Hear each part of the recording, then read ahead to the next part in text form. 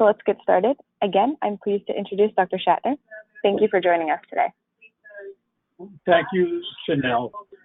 I am Dr. Lauren Schachner, and brief introduction. I was a pediatric resident who thought I needed more dermatology training and took an elective and then did a dermatology residency.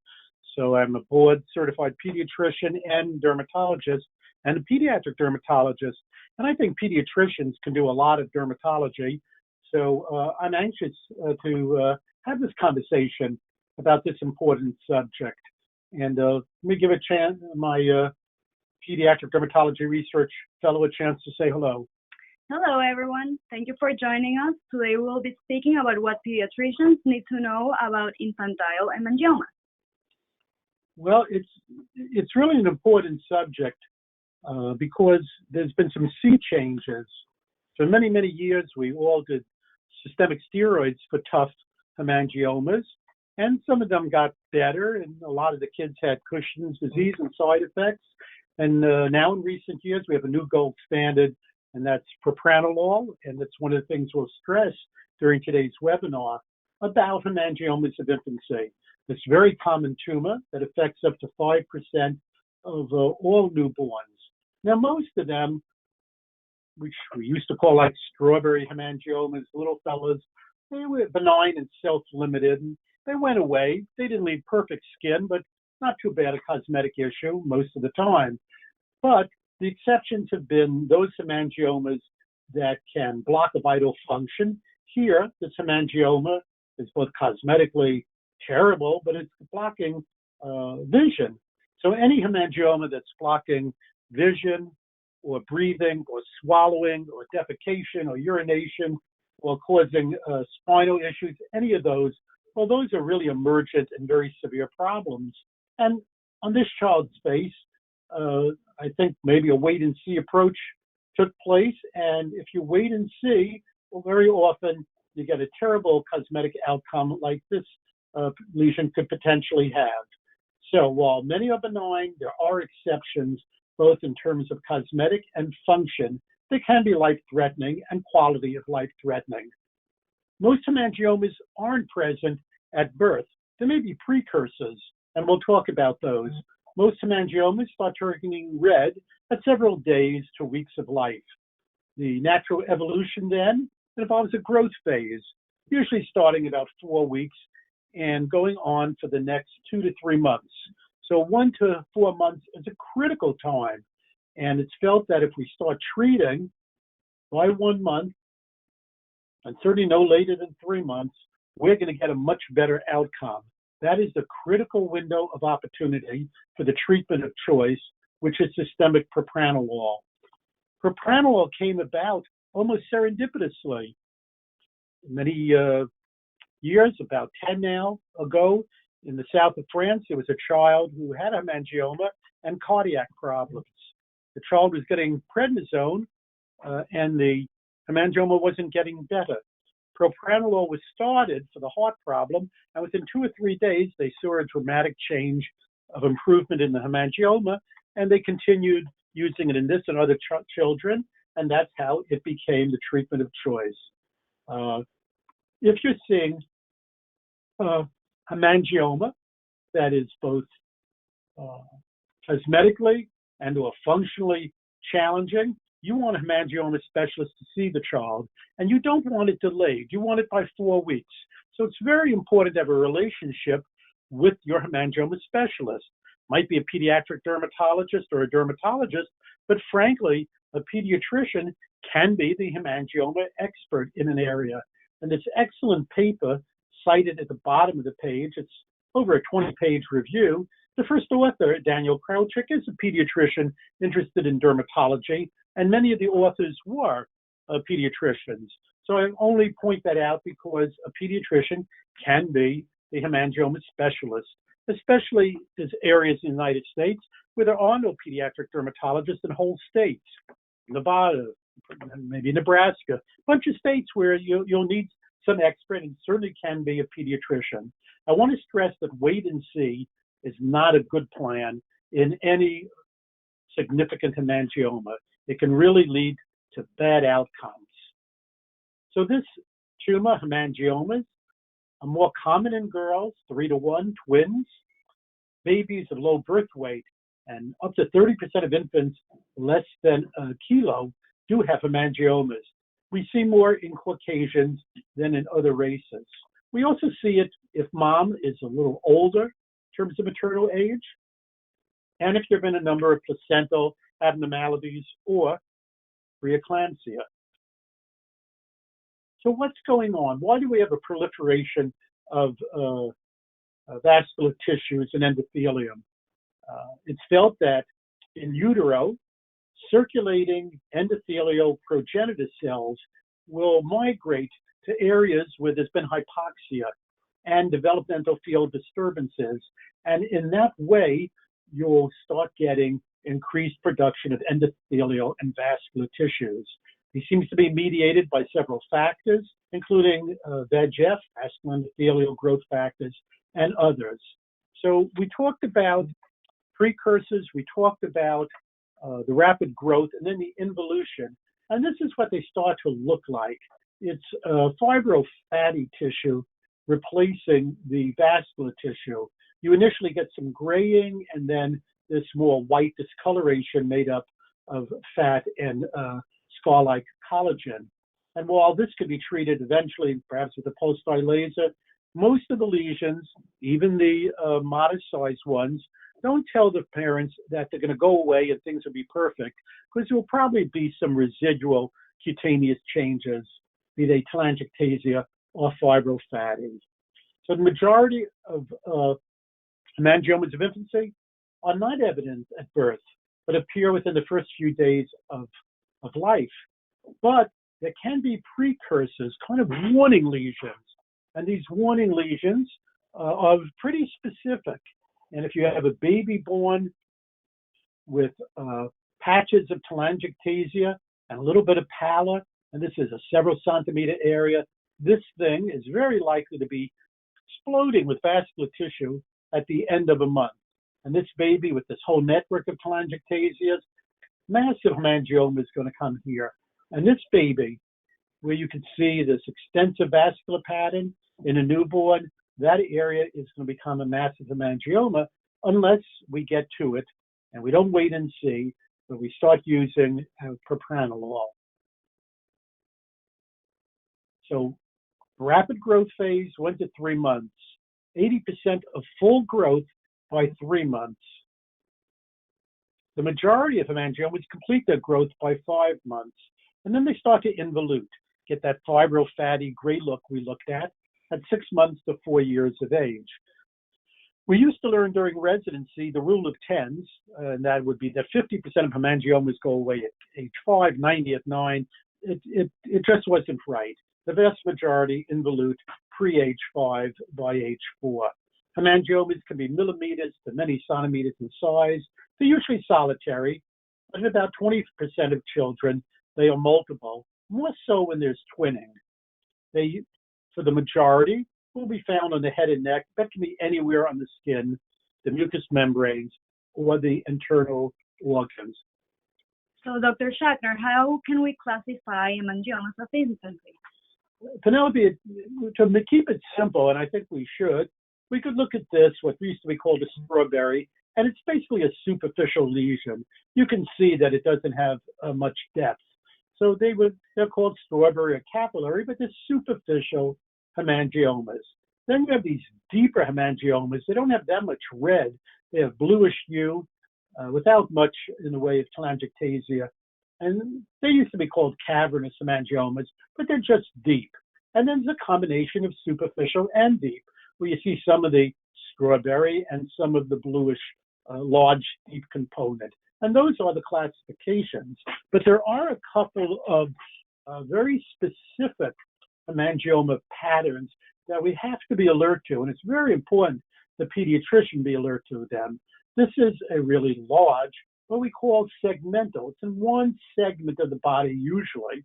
Here there's some extension on the neck. And if it's more than 5 centimeters, that's a significant segmental hemangioma. And on the face and neck, we have to worry about face syndrome. And face syndrome is P for posterior fossa, brain malformations, hemangioma, arterial, cardiac, and eye abnormalities. So it's going to take a team approach.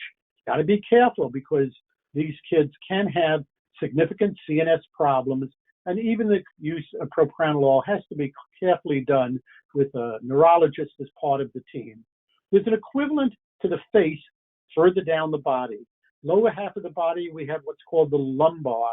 That includes hemangiomas, urogenital abnormalities, ulceration, spine, bone abnormalities, and anorectal abnormalities. So those are segmental, and they have a lot of morbidity attached to them. This more benign appearing variant is neonatal hemangiomatosis, in which there are at least 5 hemangiomas present. Penelope, would you rather see 5 hemangiomas on a 3-month-old or a 3-day-old? On the 3-month-old, definitely. And you're definitely right, because at 3 months of age, this is a rather benign happening. But in the first month of life, certainly at 3 days, if you have multiple hemangiomatosis over 5, you really have to work up the patient for visceral, especially hepatic hemangiomas. And sonography would certainly be in order. There's some other variants that I'm not real sanguine about. I don't like large hemangiomas over joints. Here you can see the progression from rapidly growing to involuting, but there you're left with some deformity. And you certainly can have scarring and limitation of motion, atrophy or hypertrophy when bones and joints are involved. So we do have to watch these and treat those aggressively as well. So the threats of infantile hemangioma include ulceration and cosmetic issues and permanent disfigurement, but also severe compromise of vital organ function, from airway to vision, etc. People, especially families, are often concerned, wow, these vascular lesions are probably going to bleed like heck. And the fact of the matter is, mostly they do not. Mostly, even if a child falls on a hemangioma that's relatively small, they're not going to bleed extensively. If they cut themselves, it'd be like putting pressure on any wound, and more bleeding, of course, to get the kid seen. It's very rare, the exception being scalp lesions. Scalp lesions can be highly vascular, and I've seen some associations with underlying vessels, including the carotids, in which bleeding was a life-threatening situation. So certainly heavy bleeding, you're going to get a child seen and worked up. Other threats are abnormalities of the spine, CNS, circulatory system, and eyes, liver, brain, GI tract, all can have life-threatening complications. Fortunately, very rare, but it's a large size, facial location, and geography. Location, the wrong location, segmental morphology, and these usually benign lesions can be a big problem. Let's look around a little bit. Something like this modest size hemangioma on an eyelid can cause disfigurement and also affect vision. Nose lesions are very resistant to treatment. You have to start early, or the child can really get a Cyrano to Bergerac type effect.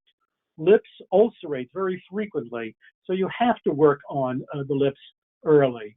This segmental makes you wonder about face, and you should evaluate.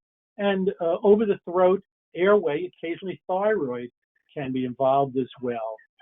Any part of the face, of course, makes us concerned about disfigurement. Joints and long on extremities we talked about.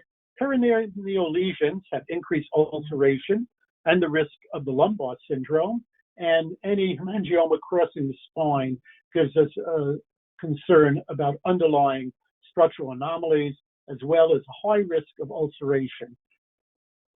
Looking at this collection, we want to remember that in the first month of life, seeing 5 or more hemangiomas make us concerned about neonatal hemangiomatosis with hepatic and occasionally other organ involvement. But just one lesion, a couple of centimeters in size, really is not that worrisome. A lesion that's 1 to 2 centimeters will very likely heal itself. You have the option of topical Chimalol or other treatments, but this is the type of lesion, most common, that most families and the physician don't have to worry about. When do we image kids? We image kids when they have more than 5 infantile hemangiomas. We want to check the liver and the viscera. Sometimes diagnosis, it's an issue, and ultrasonography can show us the flow of a hemangioma as opposed to a red solid tumor that may be malignant. MRI and MRA, when we won't have to work up the face and lumbar, but that's done as part of a team to make sure we're not going to do any injury as we work. So we're going to treat these life-threatening, disfiguring hemangiomas. The vital structure has been compromised. When it's segmental, painful, and this can be very painful, bleeding, and significant cosmetic impact and infection are at hand. So how do we treat? We start by educating the family, letting them know about the natural course. Very often we have family take pictures during the first few weeks, so we see whether what looks like a little precursor may be turning into a big lesion. We talk about potential complications and the risk benefits.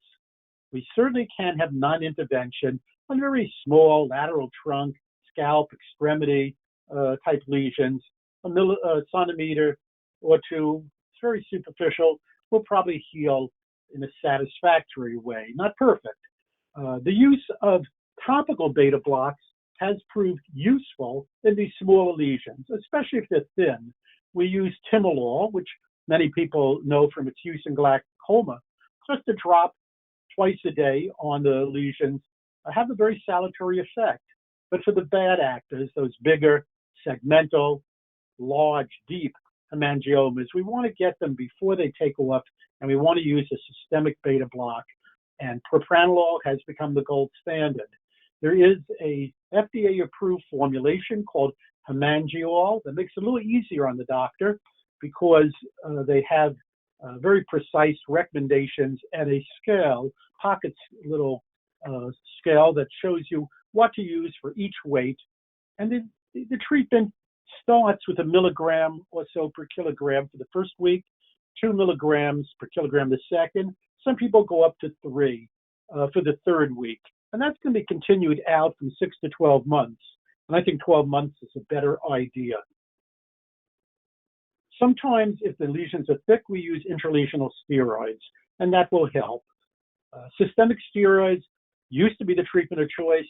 Now we use them when propranolol is not effective or it's counterindicated. We know the side effects of systemic steroids. You're going to see some literature where some doctors say maybe we should prime the pump by starting with steroids and then adding a propranolol orally. I haven't been convinced that that has a long-term salutary effect. Topical steroids, imiquimod, interferon, lasers have some little role depending on special situations, but not very frequently. You'll find that some people, especially who do pulse-dye laser, advocate pulse-dye laser. Sort of, the fellow with a hammer, everything's looking like a nail situation. You can get some red out, but you're not going to get very deep. And I don't think the cost-benefit ratio is there very often. Why does propranolol work? Well, people do not know for sure, but there's some interesting new findings. It can do vasoconstriction. It can be anti-angiogenesis. It can cause some vascular cell apoptosis. But very recently, I'd say as recently as this month, a paper by Saskia, among others, was shared with me. And you can find specific inhibition by propranolol of stereoisomers of propranolol. The S isomer inhibits 4-ANGPTL4 gene, which will suppress hemangioma growth, and the R will inhibit hemangioma cell proliferation gene. So there is some genetic basis, and this may be targeted. And this last bullet is very new. So propranolol, we talked about 1 milligram per kilogram per day, 2 divided doses. The first week, 2 mg per kg the second week, 3 mg per kg the third week. Some people say treat for 6 months, and that's okay, except when it isn't. I find that if you extend to 12 months, you'll get less rebound when you stop. 10 to 25% of kids rebound if it's maintained for 6 months, and a much smaller number if it's maintained for 12 months. You have some special considerations if there are histories of things that can be side effects for propranolol. If the babies had hypoglycemia, bradycardia, reactive airway type problems, hypotension, you're going to be much more careful, smaller doses, much closer observation. People often say hypoglycemia, although it's not very frequent, and I think in about 3,500 kids, there were 2 cases of hypoglycemic seizures and about 12 cases total of hypoglycemia. But is there anything we can do to get an edge of protection? And I tell parents, don't use the propranolol. It's an oral. Don't use it until your child is well tolerated the first speed of the day, and don't use it at the end of the day till the last speed of the day. That way you're not going to have a kid who's vomiting, diarrhea, and not eating, stuck with propranolol, much more likely to avoid hypoglycemia. This is a really good treatment. Clearance is well over 90%, with reports of excellent to good to at least medium in some of the more severe lesions. Hypoglycemia, sweaty, jitteriness, and the rest of the findings. Any of these are good warnings that parents would be reporting to you whether the baby was on a medicine or not. A surprising finding has been sleep disturbances. Babies seem to have nightmares in a certain percentage of kids getting propranolol. Surprises us, but it happens. We find that if we give the last dose of the day a little earlier into the day and reduce the doses, we can reduce these sleep disturbances. So, as I said, hypoglycemia, there were 24 reports out of 3,700 kids, 2 who had seizures. So you want to make sure the feed has taken place. Sleep disturbances, somewhere between 2 and 18%, depending on who's reporting. And we talked about how to attenuate that, earlier dosing and lower dosing at night. Bronchial irritation, reactive airway has been very rarely severe. Mostly it's a mild process that can be handled with lower dosing. Bradycardia and hypotension, very rare. This is the hemangioma dosing, and it actually comes in a kit where you just slide the baby's weight, and it tells you how much you give the first week, the second week, and the third week. It's pretty convenient. For disclosure, I did an advisory board for P.F. Farber some years ago. They make hemangioma, but it's the only FDA-approved propranolol in the United States, and it avoids some of the possible misunderstandings about dosaging between docs, pharmacists, and families. So in this one study, we see oral propranolol versus benign observation was effective 98% of the time, only 31% in the observational group. Watchful waiting is not a great idea. As I mentioned, I don't do this, but some docs have primed the patients for 2 weeks with a prednisolone before starting the propranolol, but it wasn't found to be significantly different outcome by 6 months, so I skip it. Let's look at some kids. These kids all have ocular lesions. They're variable severity. They had it early. Here's within 2 weeks of treatment. By 3 months, I think you can see the very significant reduction and certainly the sparing of the eye in all these children. And by 2 years, the first 2 look pretty normal. The third child, who had very extensive segmental disease, has some, certainly the eye is in good shape, but still has some lesions, and those would be a reasonable target for pulse dye laser. Do you ever need to hospitalize? It's a personal decision, but I recommend that preteen babies, babies who are a month or so less of age, kids who do not seem to have a good social support, the parents may not be up to it and will need more guidance. They could all benefit by having the first couple of days of treatment in the hospital. Certainly if the child has significant comorbid conditions that can be affected by propranolol, the airway, the heart, you would probably want to admit those kids as well, and kids who have had glucose issues. the FDA recommends the following, and that is the first dose, and every time you raise the dose, which is week 2 and 3, you monitor the child in your office for 2 hours after that initial dose.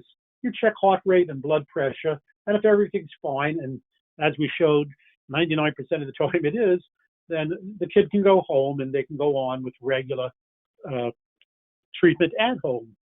Ever do an EKG? It used to be done on all the kids. Now people tend to do it on kids who've had bradycardia, arrhythmias, or have had family history that is suspicious.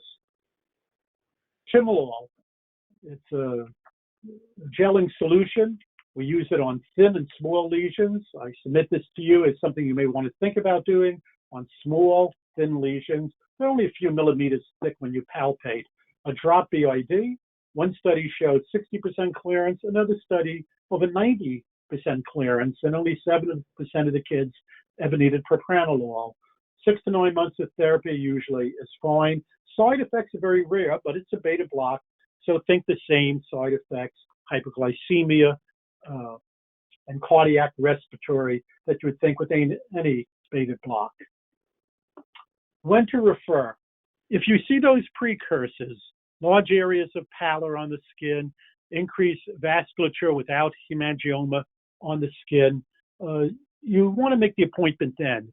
If you're not the hemangioma expert and you have somebody, a P-derm or a derm in your area, their schedules are often busy, but get communication that you want this kid in by the 4-week mark, because that's when things will start to take off, and that's when it's appropriate to get treatment done. So you want to get that appointment made. If you're concerned about the diagnosis, you can certainly use telemedicine imaging or even photos from the patient and send it off to your hemangioma expert. Remember, I'm stressing the 4-week mark because time is of the essence. That's when you can do the best for the child with the propranolol treatment. Wait and see is not a great option. Wait and see allows more of this than you ever want to see. So let's not wait and see.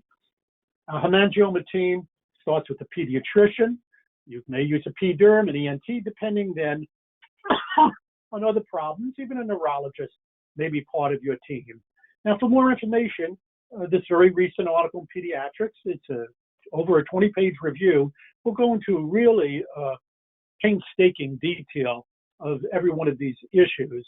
But I think you're getting the essence from what we're discussing today. Differential diagnosis, there are some other red bumpy lesions, but most of the time, pediatricians are looking at either port wine stains, which will be flat, salmon patches, which will be flat on the left, and port wine stains on the right, which will be more intense. And because of this trigeminal distribution, you really have to worry about Sturge-Weber syndrome in a kid with that look. But neither of these are hemangiomas. They're not palpable. And if they biopsy, they would have different findings. We don't need to biopsy. That's an observational diagnosis the vast majority of time. So, Penelope, I think we should wrap it up. What do you think? I agree. All right. This most common tumor of infancy can have precursors. It has a natural evolution, a growth phase from about 4 weeks to 4 months, an involution phase that follows about 6 months to 4 years. It can be noticed within the first few days or weeks of life with precursors. And if they're seen, you should want to make an appointment with your hemangioma expert. Complications of hemangiomas we talked about, from losing function to disfigurement and ulceration. We want to start treatment early. I urge certainly by month number 2, if we can start as early as 4 weeks or earlier in the neonatal period if we need to. How long to treat? I urge to go out more like 12 months, and the range is 2 to 3 milligrams per kilogram. Fun spending our lunchtime with you today. We hope all of you have found this of interest and useful. I thank Penelope for helping me and wish you all well. If you enjoy pediatric dermatology done just the facts and rapid fire, we'll welcome you to join us February 6, 2020 in South Florida. I know it would be a bit a big sacrifice for many of you to leave the Northeast or Canada to come down to South Beach in February, but we will welcome you. I have a wonderful faculty this year, like Larry Eichenfeld, Mercedes Gonzalez, Tanya Benjamin, and others, and you'll have 8 hours of hardcore pediatric dermatology that you need every day in the office. Thank you all. Bye now.